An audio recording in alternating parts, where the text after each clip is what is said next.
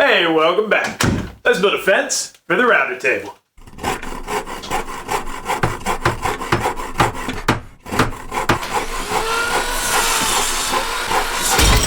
That's a wrap.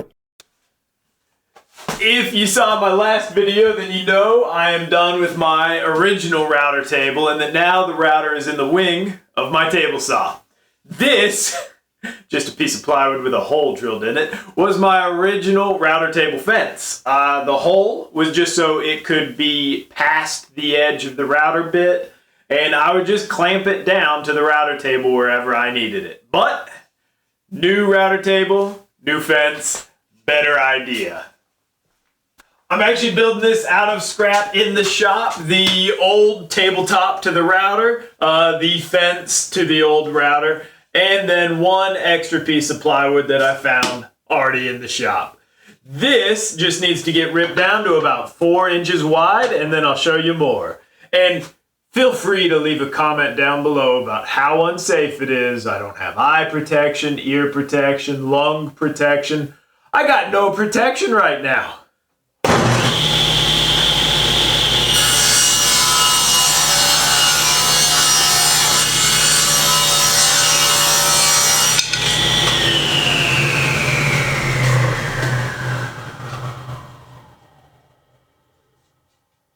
And yet somehow, I'm still alive.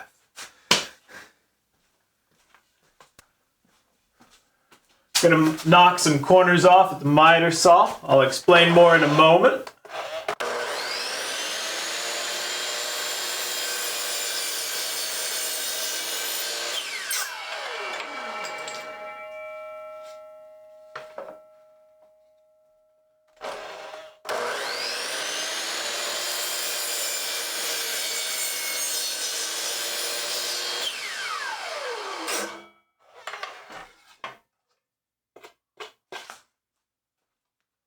Alright, so this is the bottom of the fence. This is the back side of the fence. It's going to get clamped onto the table saw fence. And then this is actually the front of the fence. You know, I'll be running wood through here. The router bit will be down here. Now I need to cut a hole into that, but I also need to cut a hole into this and then use the bandsaw to square up those edges. But let's keep the video short and pretend like I already did that. So the next step is to glue the back on, clamp it down. I'm not going to use any nails just because. And gluing and clamping is pretty boring, so how about just a picture of it done?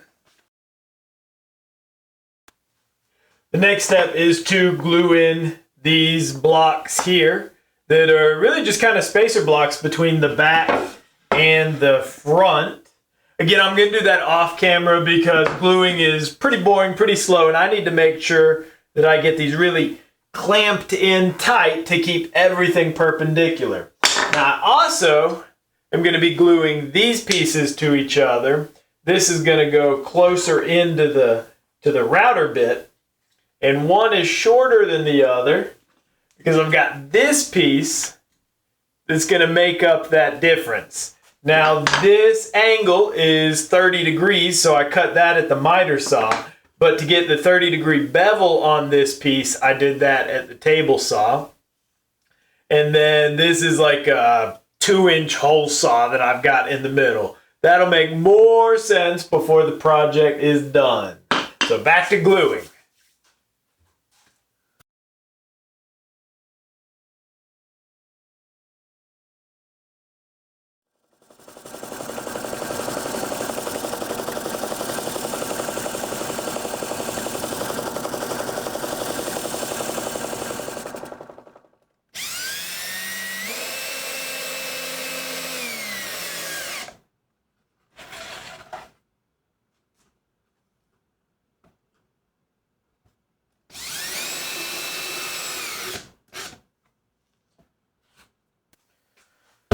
Okay, hopefully you can see how I am going to connect a vacuum hose to the back. That's why I have the second plate, and with that spindle sander I made the hole just big enough for the vacuum hose.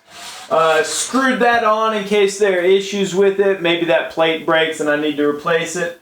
I also screwed on the front just in case I ever have an idea on how to change it or make it better.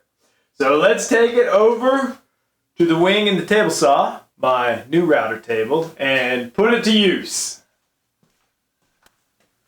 Now you can see why the back is wider than the front. It's so I have room to clamp this fence onto the table saw fence. Let me get this hose again. It is a snug fit, and we will see how the dust collection is. I will warn you though, last thing I used in the shop vac, or last thing I cleaned up was some drywall dust, so I do need to clean it. Alright, this is the block from last week. We'll round over the other side. Turn on the vacuum.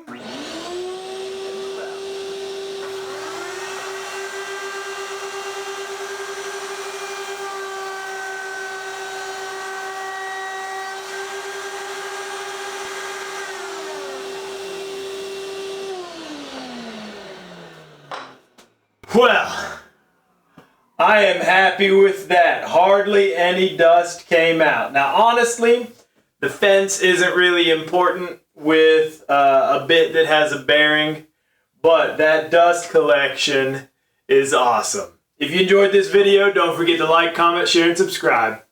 Have a great week, and as always, get out there and make some sawdust.